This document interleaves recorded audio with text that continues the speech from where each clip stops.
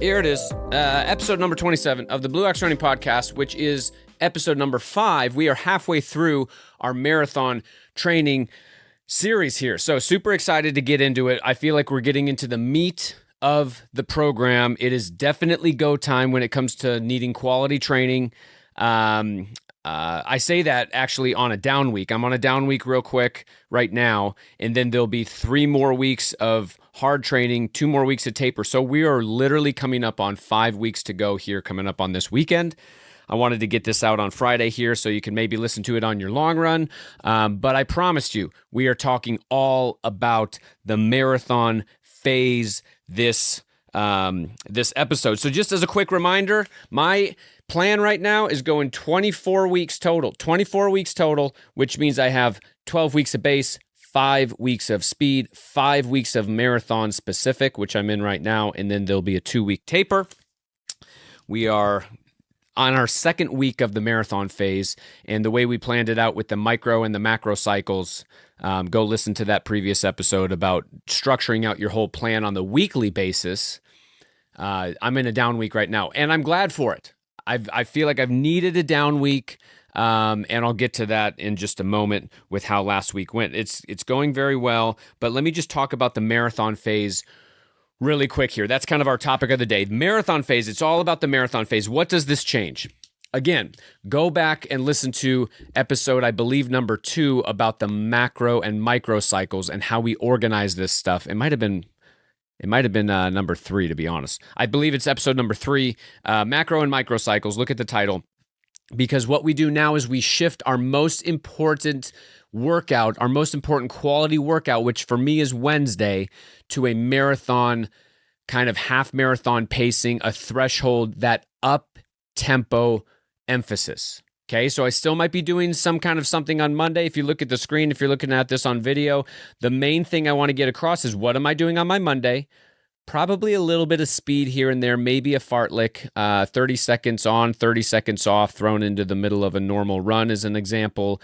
Maybe kind of those fartleks that I was doing early on. I'll do a abbreviated kind of a small fartlek run on a Monday, or maybe I've done some 20-second or 30-second hill inclines, really hard, but it's not going to tax the body because I'm only doing like 6 or 8 of them. I've done that at Lowe's Creek. I've done a hill day on a Monday, very kind of abbreviated fake workout on a Monday, and then again, that Wednesday is going to be your primary focus. I'm getting into threshold or marathon pace. I will get into I'll tell you a little bit more about why I'm calling it those right now. Threshold, for me, that's kind of my half marathon pace, or my marathon goal pace on Wednesday.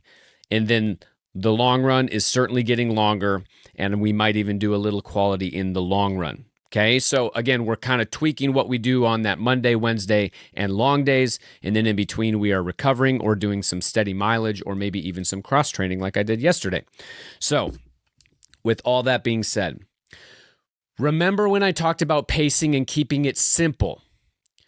Earlier in the episodes, I believe episode number 2, actually, maybe 1 or 2, I talked about keeping it simple, actually just having 3 paces that we keep track of.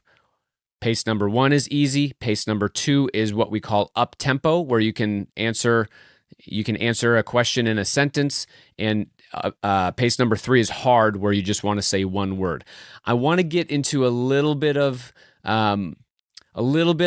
specificity on those paces now, because the highlight now, the emphasis now is the up-tempo running, and I want to really kind of distinguish some pacing here. So last episode, I had a tune-up race, and now I'm able to take that tune-up race and know kind of what shape I'm in. And the calculator that I like to use, there's actually 2 calculators that I like to use. One is by Macmillan Running. You can put a time in on Macmillan Running calculator. Just Google Macmillan Running calculator. It'll come up for you real quick because it's a very popular calculator. I trust that calculator. It's got a lot of different paces in there. But what I'm actually going to point us to here is a little bit more simplified. And the one that I'm using on this buildup is the Jack Daniels VO2 calculator. The VO2 calculator, if you go to VO, which is the letter O, VO2, wait, what is it? I'm saying it wrong. Okay, I had to write it down, and I'm not even looking at my own sticky note. Here it is. v.o2.com. VDOTO, the number 2.com. v.o2.com. So they even have an app. So just Google on your or search it on your app store, v.calculator. It should come up. It's a little green and white app icon. v.o2.com will give you a nice little running calculator that you put in a performance, like I was able to do with my half marathon tune-up race, put in a performance, and it will spit out a couple different paces for you to train at. Now, you got to take those with a grain of salt, and you got to give yourself grace to be a little bit quicker or a little bit slower on some days than those exact paces. One of the reasons I like the Macmillan calculator is because it actually gives you a range of paces. But we are smart runners here, and we know that even if I go to the v.o2.com calculator, the v.calculator, and I get a specific pace for that day, I need to take in consideration, like I had to this week, how humid is it? How am I coming off of my long run on the weekend? How fresh am I? How have I been sleeping? The weather, the wind, all that good stuff can give you a range of paces, and to not get discouraged if you're hitting that exact pace. So again, this calculator is going to spit out not 3 paces, but more like 5 paces, and I really want to talk through those real quick. What they call, I'll start with the slowest. Easy pace or recovery pace is going to be your everyday running, okay? But when it comes to these workouts, they do a different pace for M pace, which is marathon pace, and T pace, which is threshold pace. M pace, T pace. Really, T pace is what I've been considering up tempo, where you can answer in one sentence. M pace is your marathon pace, and that should be a little bit slower than T pace, because you're not going to be able to hold that for only an hour. You'd be able to hold it for a whole marathon. T pace is a pace called anaerobic threshold, actually lactate threshold pace, that some people would say you could hold that for an hour. So in my case, it's about half marathon pace, because my half marathon time is just a little bit over an hour. Some people that might be more close to 10K pace, because they're running maybe 50 or 60 minutes for a 10K. But whatever you can hold for an hour is that T pace, and that's going to be your up-tempo pace that you do a lot of training at. And then you get into I pace. Interval pace is really what we've been calling speed, and that might be more like a 5K race pace, or for some people it might be like a 2-mile race pace. 2 to 5K, 2 mile to 5K race pace. 2 to 3 miles of race pace would be maybe I pace, and then your repetition pace is your very fast intervals, like 200s on the track. So with all that being said, I wanted to give you some examples of my workouts when it comes to this marathon phase. Before I do that, let me give you a new rule that I kind of stand by. It's the 369 rule. 369. I try to keep this stuff easy for us to remember. And the 369 rule is, if you're going into that Wednesday workout, for me it's on Wednesdays, that most important workout, if I'm focusing on I pace, which has been my previous speed phase, my I pace, I would want to maybe get roughly 3 miles of I pace in for that day. That doesn't mean I do it all at once, but a good example of an I pace workout, an interval workout that I've been doing in the speed phase, has been like 5 by 1,000 meters, right? Because 5,000 meters is about 3.1 miles. So I got about 3 miles of work in at I pace. Remember, I pace is fast. It's taxing. It's going to be maybe your 5K race pace. So getting 5,000 kilometers in a 5,000 race pace day is very difficult. So 5 by 1,000, and I usually do full rest, which means if I'm doing my thousands at, a little over 3 minutes per 1,000, I'm going to get a little over 3 minutes of rest in between the sessions. Okay. If I do 6 by 800, 6 by half a mile, that would be about the same kind of workout. 6 by half a mile, 6 by 800 would give me 3 miles on the day for that specific workout stimulus. And I'm going to be taking equal rest in between. Now, that doesn't count your warm-up, your drills, and your cool-down miles, right? So if I do 5 by 1,000 or 6 by 800, I'm getting 3 miles worth of work in the middle, but I'm probably getting, another 3 on my warm-up and another 2 to 3 on my cool-down. I'm getting 9 or 10 miles in on the day. So that's a taxing day, and the the 3-6-9 rule applies for 3 miles of I-pace. Now, this marathon phase is really where I'm moving into the T phase, the threshold pace. Excuse me, let me get that in focus on the video. The T pace and the M pace. So roughly, if I'm doing threshold pace, if I get that threshold pace off the calculator, I'm doing some kind of workout that might give me about 6 miles total of threshold pace. Or maybe I'll get 9 miles total of marathon pace. Okay, so the slower the pace, the more miles I can do at that for my quality workout day. And let me give you some examples of a threshold pace. I think this is where the bread and butter of building fitness is. That threshold pace, that T pace, I might do 3 by 2 miles, or I might flip it around later in the cycle and I might do 2 by 3 miles. That's a little bit harder, right? 3 by 2 miles, 2 by 3 miles. And then if I'm really feeling good and my volume is up and I want to hit maybe one time throughout the whole cycle, I might try for 4 by 2 miles. Now, that's not required. That kind of violates a little bit of the 3-6-9 rule because I might be getting 8 miles of quality work in instead of maybe around 6, but that would be maybe one day I could fudge it a little if I wanted extra stimulus. And I know I'm going to recover later. I would not be doing that workout on tired legs. I wouldn't be doing it on coming right after like a super long run or something like that. So to give you an example of my first marathon phase week, last week I did my first full week at marathon phase.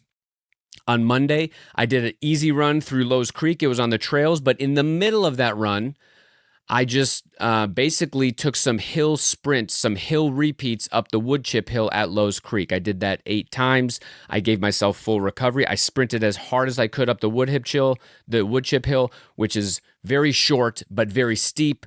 That takes me 23 to 25 seconds. Like it's not a long hill, but it's a very hard, steep hill. So very short, very hard wood chip hill. I did that 8 times, I believe. And then I was on my way with the rest of my run. Just got a little stimulus there. It didn't break the bank. Of course, that's my kind of less important workout. It's almost like a half workout, a fake workout, like we've talked about before on a Monday. Wednesday, I came back. I went to the industrial loop and I did 3 by 2 miles at threshold pace. 3 by 2 miles. And the rest on threshold workouts, I usually do the same number of miles I just ran is the same number of minutes I just rested. So it's not full rest. The same number of miles I just ran on the interval is the same number of minutes I will rest. So 3 by 2 miles, I was doing my 2 mile intervals around 10:45 to 11 minutes, but I'm only taking 2 minutes rest in between those. 2 minutes rest in between those because I ran a 2 mile interval at T pace, at threshold pace. Okay. That's a workout that I've been doing for decades, for years. I think it's a staple workout, 3 by 2 miles to see kind of where we're at. Maybe if my volume's not up quite good enough and the first time I do it, maybe you'll do like 2 by 2 miles, but I did 3 by 2 miles and it went very well. I'm going to come back to that same exact workout in a couple weeks later in the phase here and see if there's any improvement. Okay, I'm going to cycle back to some of these same workouts. I don't do the same workout every week, but out of 5 weeks in my marathon phase, I might on the first week run 3 by 2 miles. I might hit that again later in the 4th or 5th week just to see if there's improvement, if I'm feeling better. But then again, you have to take everything into consideration when it comes to the shoes and the wind and the humidity and how you felt that day with the non-running factors. So all that to say, Wednesday's quality work was 3 by 2 miles at a true threshold kind of half marathon work. And then on Sunday, I did a no kidding 23-mile long, hilly, easy run. So this is just like classic marathon training. The first time I went, I would say over 2 hours and 20 minutes. I made that about 2 hours and 40 minutes. 2 hours and 40 minutes was my duration on that. I really wasn't counting miles. I was more wanting about 2 hours and 40 minutes.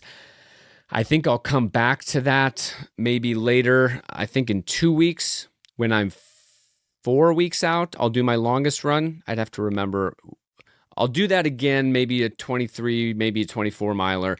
I might get close to 3 hours for my longest run, but somewhere in the middle of 240 to 3 hours is going to be my longest run. It might be a little different for you. I usually like to do just a little over my goal pace or my goal number of minutes. So my longest run of the buildup will probably be in that 240 to 250 range. And my goal time for this marathon is like 230, like 231, right around 230. So if you're a 3.5 hour marathoner, you're going to need to practice time on feet for 3.5 hours, but your paces are a little different than mine. So usually that 23 to 20, 21 to 23, maybe 24 miles is going to give you the amount of time on feet. But I'm not doing that every week. Trust me. My next long runs throughout this phase, I might have a little quality in the middle of the long run. I'm a big fan of 18 to 20 mile long runs. Okay. I'm only creeping up to 23, probably twice in the whole buildup. So, all that being said, the first week went great, but I do feel like I need this down week. And then I'm trying not to be discouraged on the down week because it is the first time I've run 23 miles in a long time, or in a while anyway, especially on the hills. And I can tell I've needed a little bit of time to get my stiff legs back. They weren't super sore or anything, but I could tell I just didn't have that pop for a Monday half workout. So I didn't really do a workout on Monday. I did easy running. And also, just a little personal side note on what happened last week. I definitely crashed my e-bike. I was going 25 miles an hour around a roundabout, and I think the road was slick or my tires weren't inflated as good, and I totally crashed and banged up my whole left side. So I didn't get like a broken leg or anything like that, but I could tell like my ankle was a little bit sore.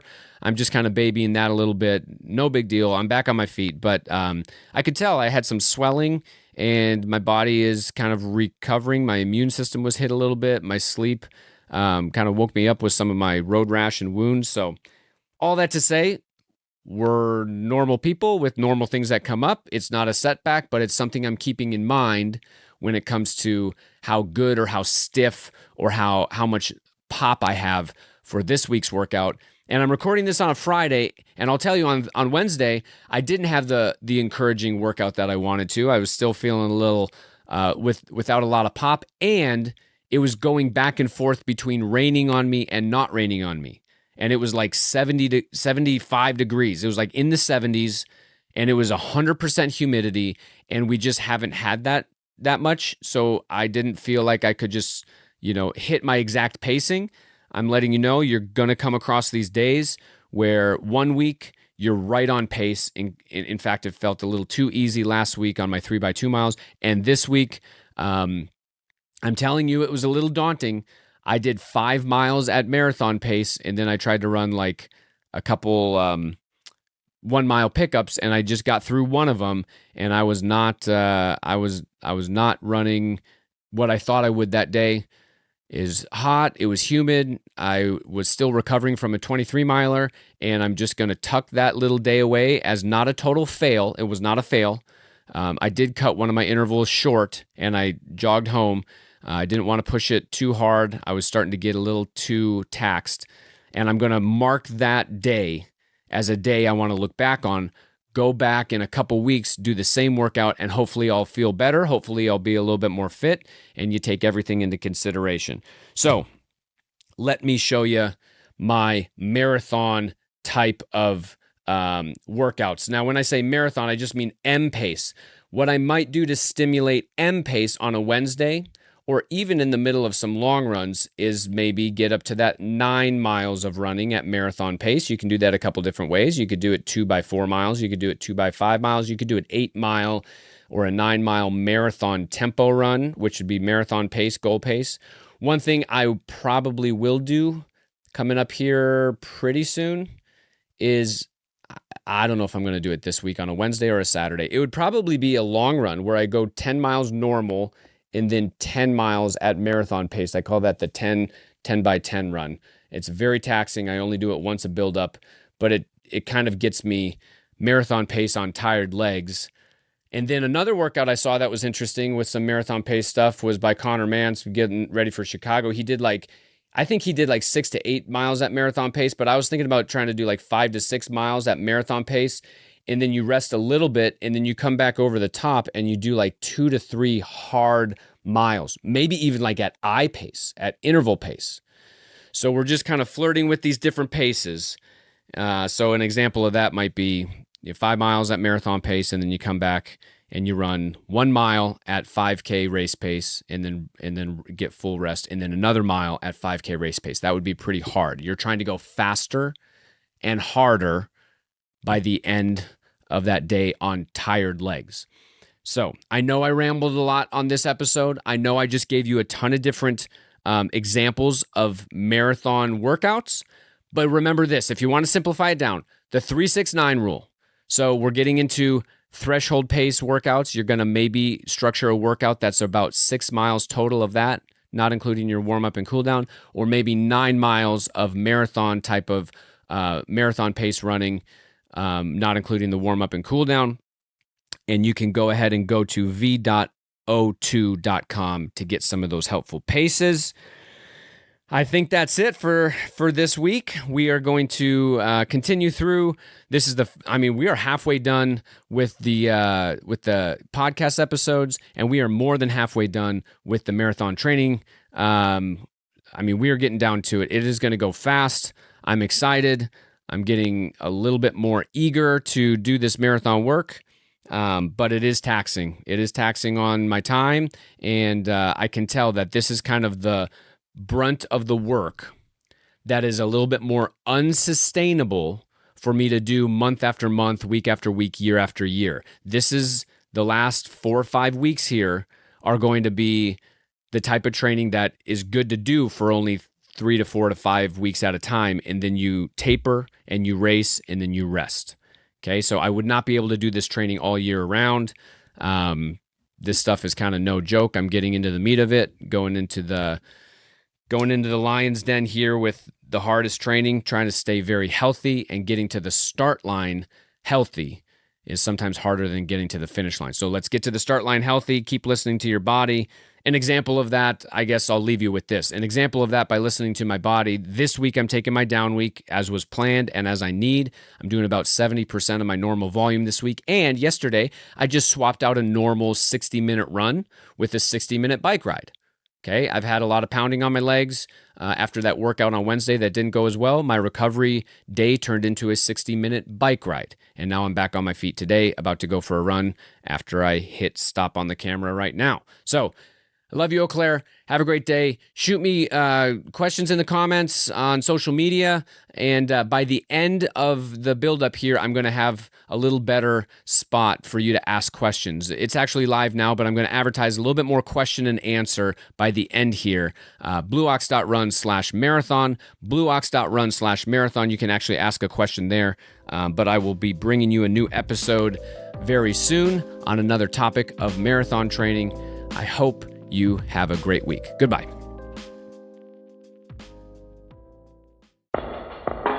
Fast. Or slow. Let's go! Fast or slow? Let's go! Fast or slow?